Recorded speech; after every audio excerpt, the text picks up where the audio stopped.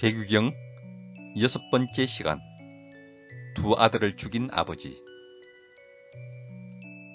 옛날 어느 어리석은 사람이 7명의 아들을 두었습니다.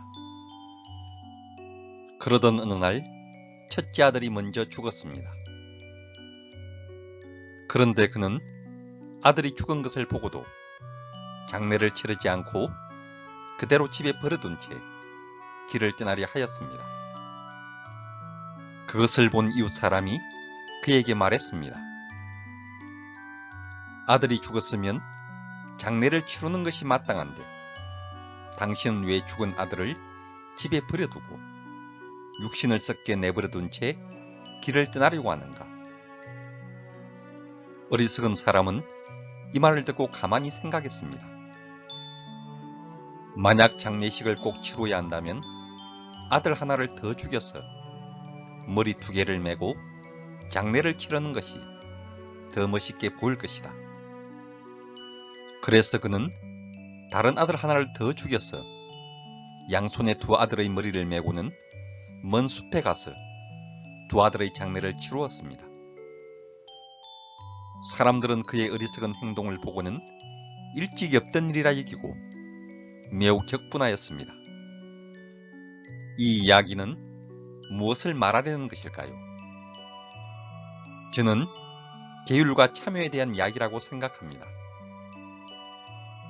불자가 되는 출발은 오계를 받는 것으로 시작됩니다.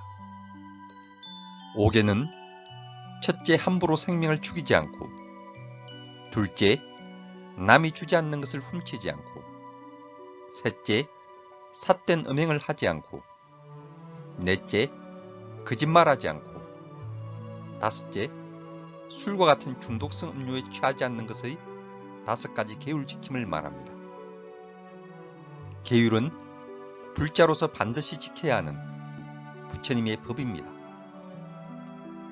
계율을 잘 지키는 것은 부처님의 법을 따르는 불자의 기본입니다.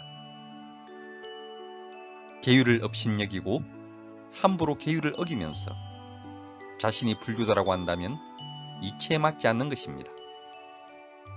이 이야기에서 아버지는 아들의 죽음을 슬퍼하지도 않고 장례도 치르지 않고 자기 길만 떠나려고 합니다. 그리고 남들에게 멋있게 보이기 위해 아들 1명을 더 살해합니다. 비정함을 넘어 참으로 이상하고 기괴한 아버지입니다. 자식을 사랑하는 아버지의 길을 모르는 무님한 아버지입니다. 불자 또한 마찬가지라고 생각합니다. 절에만 다닌다고 다 불자가 아닙니다. 부처님의 가르침을 진리로 받들고 부처님법을 바르게 실천하며 살아갈 때 진실된 불자의 길을 간다고 할 수 있습니다. 특히 부처님께서 말씀하신 계율을 소중히 여기고 계율을 잘 지키려고 노력해야 합니다. 그리고 계율을 범했을 때 부끄러워하고 참회하며 다시는 그와 같은 잘못을 저지르지 않도록 노력하는 불자가 바른 불자의 길을 가는 것입니다. 큰 아들이 죽었다는 것은 하나의 계율을 파했다는 의미라고 생각합니다. 아들이 죽었는데도 장례도 치르지 않고 길을 간다는 것은 계율을 파했음에도 뉘우치지 않고 멀뚱멀뚱 있다는 것을 의미합니다. 또 1명의 아들을 죽인다는 것은 또다시 계율을 파한다는 의미입니다. 그러고도 멋있게 보이려고 사람들에게 떠드는 것은 부끄러워하지도 뉘우치지도 않는 뻔뻔한 사람이 되었다는 뜻입니다.